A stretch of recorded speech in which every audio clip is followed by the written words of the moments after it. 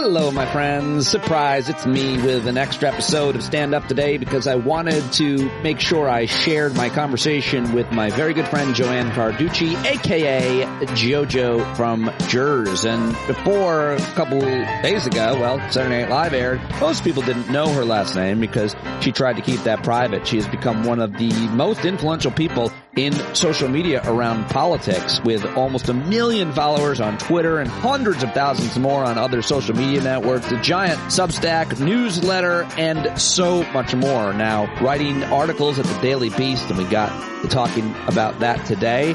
But this past Saturday night, she, along with our friend Ellie Mistal and Andrew Yang, not a friend, but still, they were the panelists that were portrayed on Saturday Night Live on this sketch called The Barry Gibb Talk Show, with Jimmy Fallon and Justin Timberlake playing these two brothers. It's a weird sketch. It's, I guess, been around for a long time. And Joanne is a huge fan of SNL, particularly of Jimmy Fallon. And so when she found out, it absolutely blew her mind. So I reached out to her as soon as I could after, and we had this discussion about what it was like to be portrayed on Saturday Night Live. I thought it was a really fun conversation. Joanne is an inspiring, amazing, brilliant advocate for so many different people and causes, and she is working in all kinds of ways with different groups to try to advocate for progressive ideas and to defeat Donald Trump. Of course, you can find her on Twitter. Threads especially is where she's pushing a lot of her stuff.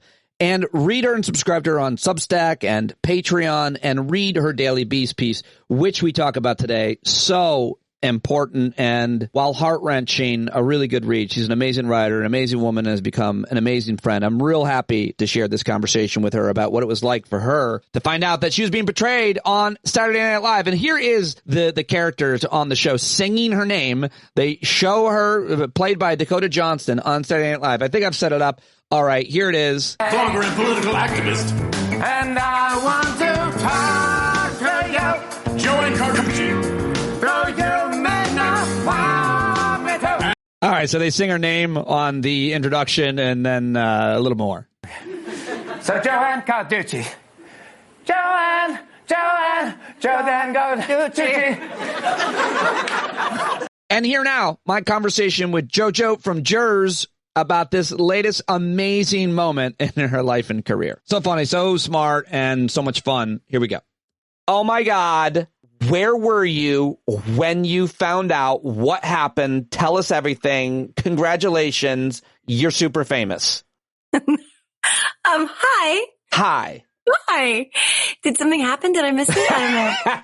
Yeah, so last night you were portrayed on Saturday Night Live, but you weren't parodied, you weren't caricatured, you were actually chosen. They chose you to put on this panel, on this show, and you came out looking great. Oh, and you were played by someone not as attractive as you, Dakota Johnson. So that must have hurt. Yeah, I feel like they could have tried a little harder. Yeah. Who would you like to be played by? I mean, she's just not great, I guess. I mean, I think there's not even one person. It would have to kind of be like a mashup of Giselle Bundchen. Right. And like Christy Turlington. Right. And Naomi Campbell. Yeah. And then Salma Hayek, because she's Lebanese and she has big boobs. So like that, if you took all of them and put them into like a kettle and had a witch kind of like do a spell and mix it all together and then threw in a shot of tequila. Well, you're getting so famous, you might be able to demand that the next time SNL puts you on. We're joking if Dakota Johnson is listening. You are obviously super blown away, flattered. I mean, where do we start? How did you find out? Okay, so, like full disclosure, I was up, which I'm never up that late. I'm never up. I'm usually asleep. I have a very boring life. Saturday night? Yeah, Pete, I have a very boring life. Not anymore. So, yeah, well, that was the most, yeah, that's true. So I was up. And the kids were still up because I'm Mother of the Year. And I was going to do some abs on my pink yoga mat, which is actually my daughter's old gymnastics practicing mat during COVID. And I use it now for my abs at midnight. So anyway, we were all up. And then I got a text from Brooklyn Dad Defiant, from Twitter. That's the handle. And he said, I'm pretty sure you're in an SNL skit right now. And I was like, what? And he said, I'm going to give you my text conversation with Brooklyn Dad. So I said, what? And he sent me a screenshot, and the screenshot was not me. It was the Barry Gibb show, the Barry Gibb talk show. And so it was Justin Timberlake and Jimmy Fallon. And then the captions were on, and it said Joanne Carducci a couple times. And so I was like, oh, I'm like, I think your captions probably didn't understand what they were singing, because they can never understand them. The Barry Gibb show. So I was like, oh, your captions must have thought it was me because I'm in like your contacts. So that's how they captioned the show. And he goes, that's not how captions work. Yeah, it's like, you had to twist your brain into there's no possible way this could be happening. And so you had to make that story up to justify what was going on. That's hilarious. Well, because there's no, it's like, imagine tomorrow, like somebody's like, oh, the Yankees called up Pete Dominic. And it's like, you're about to start in center field for the Yankees. And it's like, yeah, that's obviously not, no offense to you. I mean, why did you have to do that? Because no. It's literally a dream I've had that will never happen. And now I feel seen and hurt. Yeah, I did it to my son too. He has a shot. It's way worse that you did it to me. He's actually a good ball player. So I understand. I'm famous now, so I can hurt you. I understand what you're saying, that it just feels so shocking. So my next question is, you must have then heard from everybody. Like, I learned about it this morning, and you must have, and I reached out to you right away. And I was like, OMG, W2EF, like a million times. But like, what did everybody say? Have you heard from people you haven't talked to for years? Are people asking for money? Yes, somebody. And I've sold actually a few organs already, because I was like, I don't have that money. But like, okay, you expect me to give you money. I'm going to have to figure it out. You sold I didn't think you were going to tell people. You actually sold your pancreas this morning. I did. I don't know what the pancreas is for. Honestly, I don't think I've used it in a while. And, I'm all about decluttering in 2024. So You're a minimalist. Yeah, you should. Okay. You don't need it. Anyway, so what do people say? Who do you hear from? Okay, so last night was weird because nobody is up. Like, I am usually not up. So it was like Brooklyn Dad texting me, which was, also surreal, because by the time he sent me the clip of them singing my name, Joanne Carducci, I was like, wait, what? So he's up, and then it's me and my kids, which is bad. And then another Andy Ostroy comes on to my set and sends me a text, and it just says SNL and like exclamation marks. And by then I'm like, yeah, I wasn't exactly, because my kids will tell you I was screaming alternately. Right. What were you screaming? Like, just, oh my God, like, what were the words you were screaming? A lot of, oh my God, but not in like, but like, not. I didn't think it was sexual in front of your kids that you would be reacting. They'd be like, Mom, why do you sound like you're having sex and not you're excited that everybody is? Anyway, okay. So there was a lot of this. There was this, my kids could probably describe it better, but I was going through literally, it was like bouncing back and forth between 10 different emotions, because the one that would just kept popping in my head was, this doesn't make any sense. Right. So like, I just kept saying, well, I don't understand. And then I was going, I don't understand. Yeah. And then I was like, no, I'm dead. Did I die? I think I died. I must be dead. I am dead. This isn't happening. This has to be that I'm dead. This is heaven, or whatever version of wherever I am, purgatory. I was like, I'm not alive anymore, because this doesn't make any sense. And then it was screaming, and then it was, oh my God, oh my God, oh my God, oh God, what does this mean? So there was a lot of that. Yeah. That's, no one can really relate other than people who have, I guess there's some people like the CNN anchor who gets portrayed and again, like in a way that doesn't make them look ridiculous or silly or anything. Like, you were portrayed in a serious way, you get cut off. But I wanted to ask you, I know you well, and I think people that don't know you well, that just heard you right here, much less read any of your tweets, realize that you're a very funny person. You're hilarious, and you're smart, funny, and you've always been interested in comedy and humor. You yourself are a student of comedy. You have a lot of appreciation for comedians, and you're a fan, and always have been. We're the same age, of Saturday Night Live. You also really love Jimmy Fallon, Justin Timberlake, and this specific sketch. The whole thing is crazy, surreal. But my question is, what does it feel like that you're getting recognized, that you were put on Saturday Night Live? I mean, I've been trying to unpack all of it because, people are like, don't overthink it, just have fun, relax into it. They sang your name, they sang your name, your full name.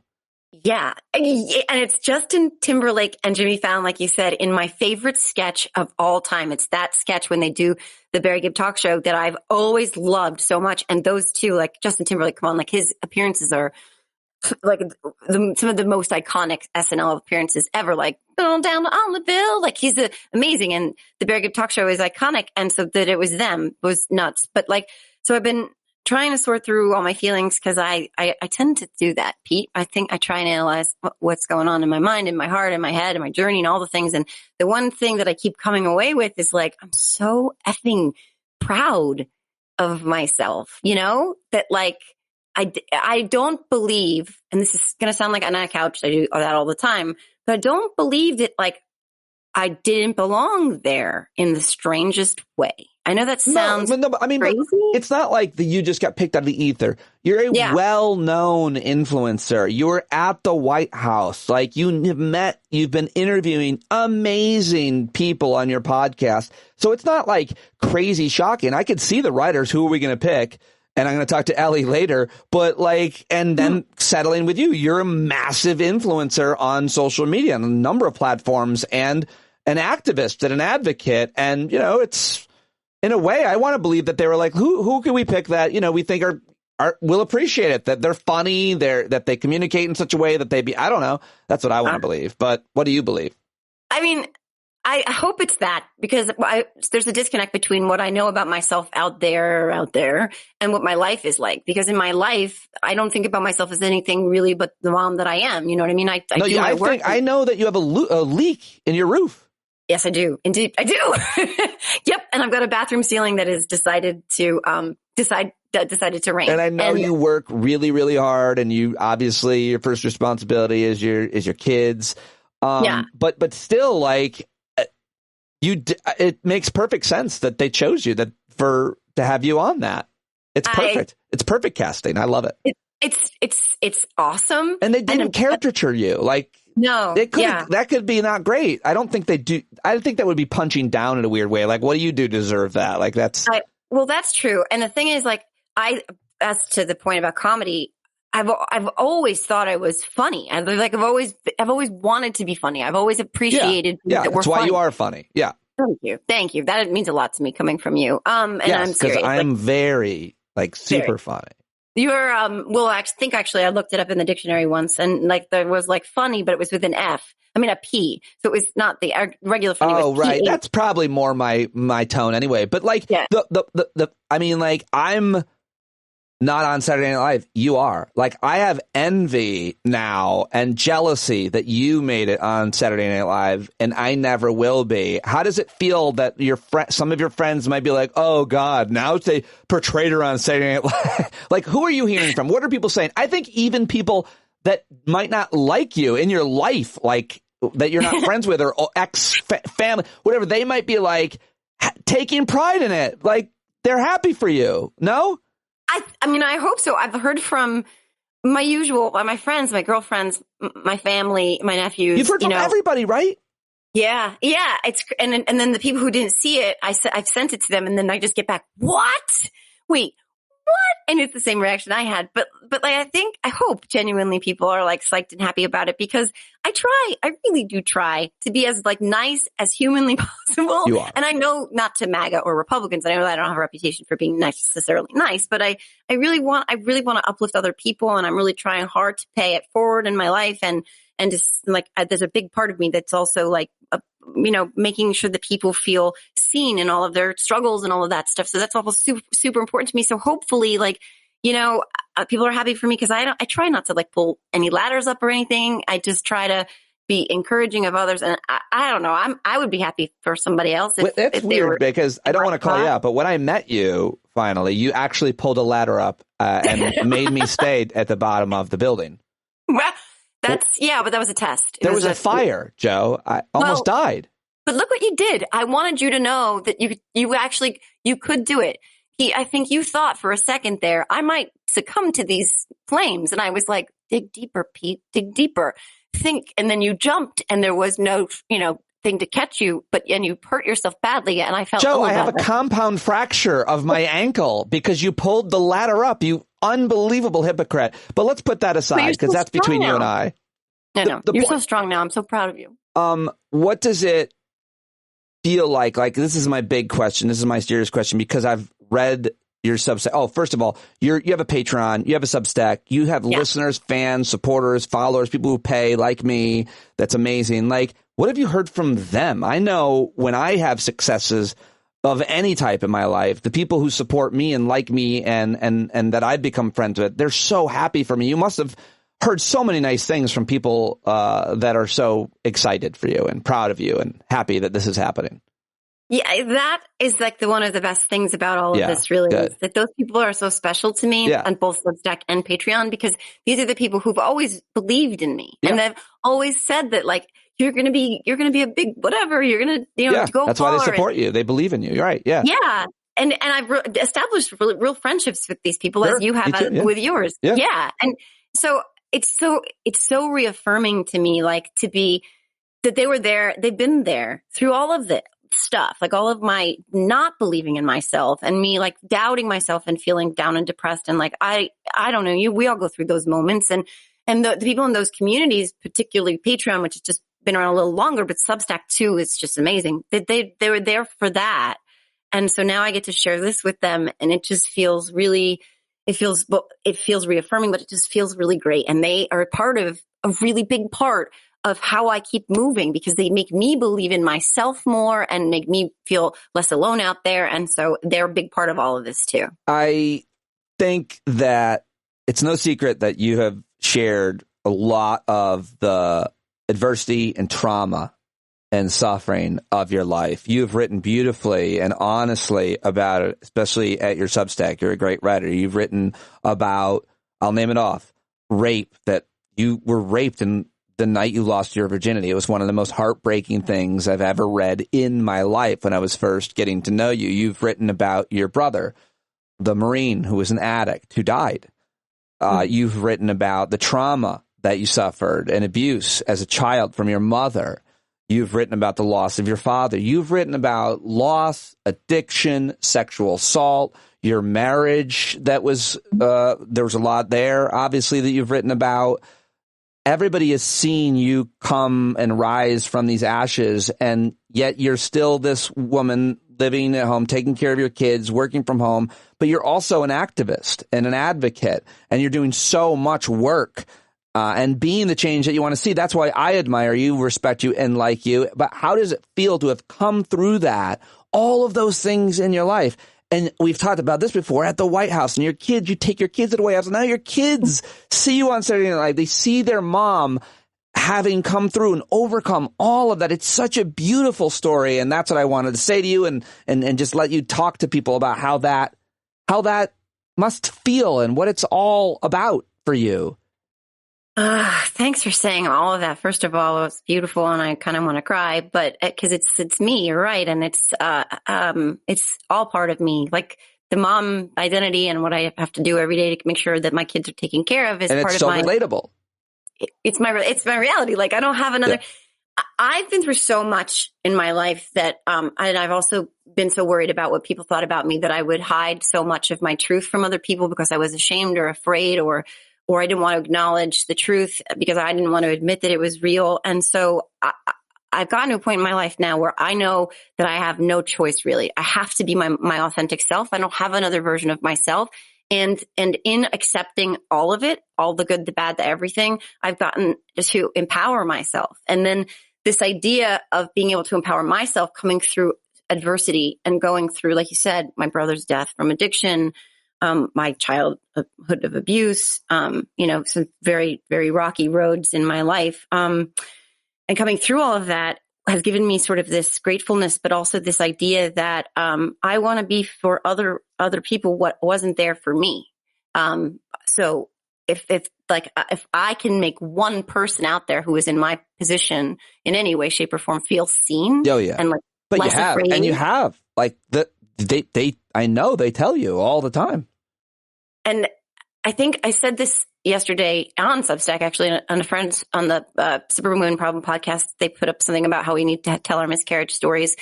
And I wanted, yesterday I said this because it's important. I wanted to emphasize what I think is the power of like sharing our stories. I think that's the antidote to what we're seeing right now from the right in terms of what they want to push us apart and divide us. And I think that there's this power that connects us, the threads that connects us all. And there's a power in telling those stories because those threads that connect us actually bring us together and we can see each other and see ourselves. And we don't have those connections as much as we should. We don't have those conversations as much as we should because people are afraid or they're ashamed, like I said. And I think that if we can break all of that down, I do. It sounds so kumbaya or whatever, but I think that it's not that. It's literally what I believe, and I think a lot of people believe, religious people believe, but certainly as like I'm trying to be a Buddhist, and it's about community. It's about creating, feeling seen, and feeling connected to other people, especially increasingly in a world where a lot of stuff just isn't real. I always call it Earth One. You know that. It's like you're telling people this reality, this and my thing I've experienced is real, although no one is going to be able to relate with you about being portrayed on Saturday Night Live. And listen, I wanted to keep this to 20 minutes. I told you, I know you have a busy day, but I know you're watching football with your kids, and I wanted to just say that the next few days I know are going to be nuts for you, and you're going to this is going to keep marinating and reacting, and I hope it mostly is great and nobody, I know nobody, you told me earlier, no one has done anything. Your name, you try to keep your last name private. That's why it's JoJo from Jerz. They kind of outed you, but so far it's been good. But I just wanted to take this last question or moment just to ask you, because you told me that you have a new piece coming out, The Daily Beast. And can you talk about that? Yeah, I don't think I looked for it. I don't think it's out yet, but it's another thing again. There's this huge component of my life that's about telling my stories and sharing the pain of what I've been through so that, somebody else doesn't have to go through it without feeling like they have someone out there who understands where they've been.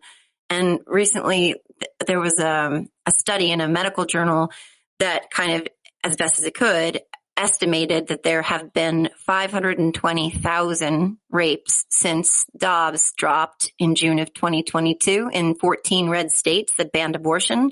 And out of those 520,000 rapes in these states that have either a total or partial abortion ban, there have been approximately 64,000 pregnancies that have resulted from those 520,000 rapes. And these are in states that have an average of less than 10 legal abortions a year. So when you do that math and you think to yourself, how many people are being forced to carry their rapist baby to term? It is, I just think there's no greater indignity you can inflict upon someone than to force them to carry the byproduct of violent sexual assault in their womb and then, raise it, rear it, nurture it, love it. It's this physical, tangible, constant, perpetual reminder of your trauma.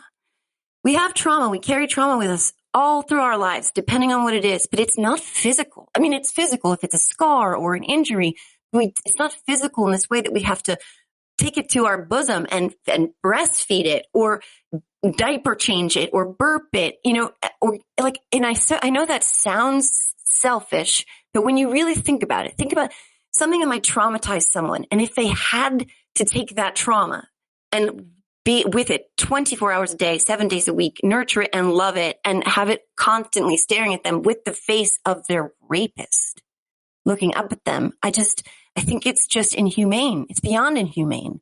And the right is celebrating this. And I just think it's an absolute tragedy. And I shared my story about my rape when I was in high school, and it did take my virginity. And if I had to contend with then being forced, you lose your reproductive autonomy twice. You lose it when you're raped, and then you lose it again when they force you to carry the result of that rape. Right. So it's just I never thought about that. That's crazy. That's right? Really profound. Yeah. Yeah. So you have sex you don't want, and then you have to have a baby you don't want. You don't get a say in any of that.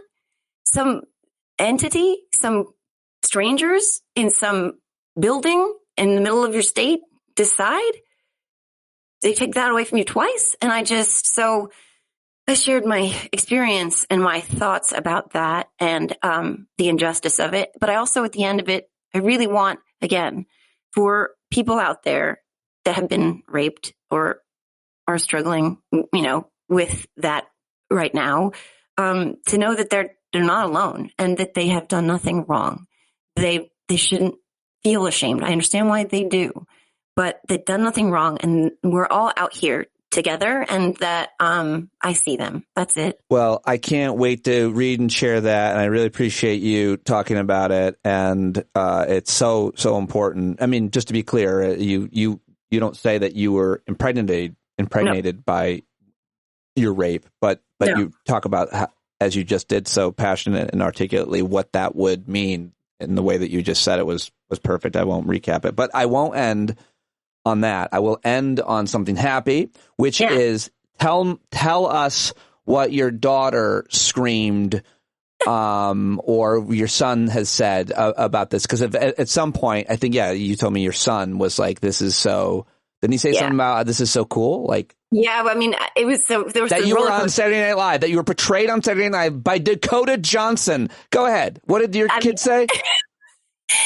We went through every emotion there was. It was really kind of stressful for a minute because we were all just like, what the hell is happening? And I was freaking out. But at one point, Leo was like, Mom, this is so effing awesome. He's like, this is huge. He's like, this is huge.